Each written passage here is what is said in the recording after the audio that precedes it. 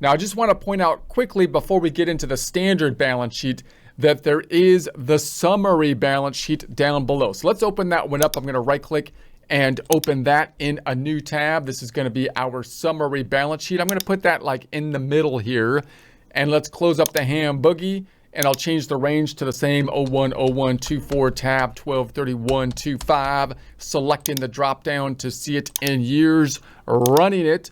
So now we have a similar process with the summary type of balance sheet. All right, so let's give a quick look on what the balance sheet is. It's going to be basically a reflection of our double entry accounting system, the double entry accounting system being universal. It's like math, it's like a formula.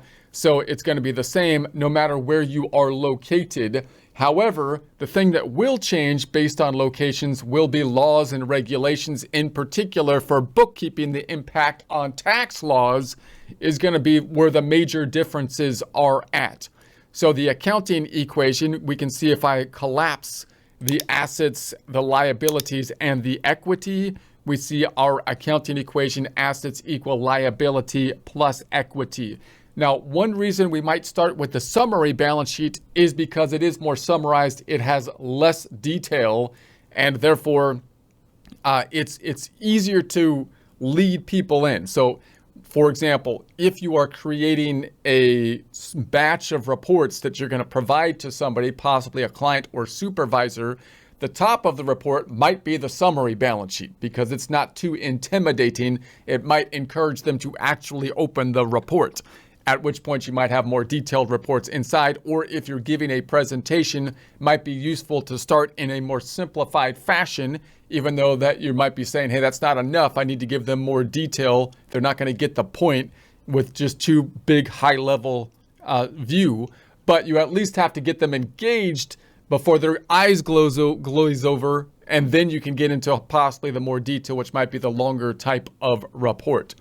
So from the most basic level, we have the assets equal liabilities plus equity. That is the double entry accounting system. Rather than in forms of debits and credits like a T account, it is in the form of an accounting equation, noting that from a construction standpoint, from an accounting standpoint, we will typically think of things in debits and credits because they're more efficient, but then format them in terms of an accounting equation, which is the balance sheet, assets equal liabilities plus equity, because that's more universally understood. So it's not quite as efficient as debits and credits. That's why we still use them.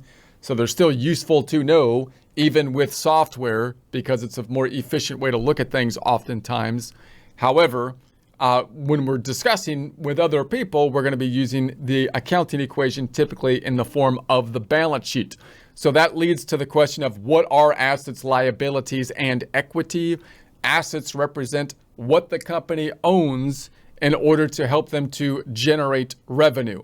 So remember that our major objective here is going to be revenue generation. So that's going to be the idea from a business standpoint. You might say, no, my objective is to improve the world through this thing that I'm doing or creating. Well, that might be. You might be like SpaceX and you're going to save the world by going to Mars or something like that. And then when the Earth gets hit by an asteroid, we won't all die and so it's okay. You have that's your mission statement, let's say. But from a viability standpoint, from a business standpoint, we still have revenue generation as basically our goal. So given that as the goal, what are the assets? The assets are there in order to help us in the objective of revenue generation, typically earning revenue within whatever activity the business was created for. If it was SpaceX, space travel revenue generation, right?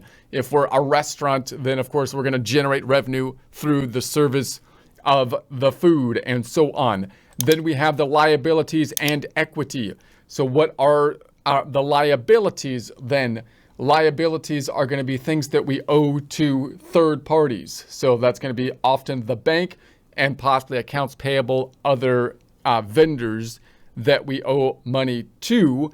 And then we have the equity, which represents what we, the owners, own in the business in essence. So the assets, you can think of these as two sides of the coin.